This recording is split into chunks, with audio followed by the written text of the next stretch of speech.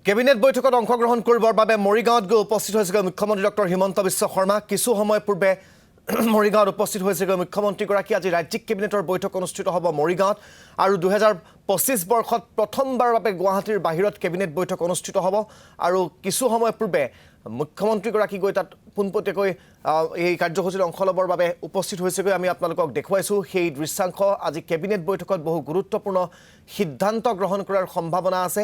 গতিকে কেবিনেট বৈঠকক লৈ যথেষ্ট আশাবাদী মৰিগাঁও ৰাইজ, কাৰণ মৰিগাঁৱলৈ এই কেবিনেটে সম্ভাৱনীয়তা কঢ়িয়াই আনিব বুলি আশা কৰিছে সকলোৱে।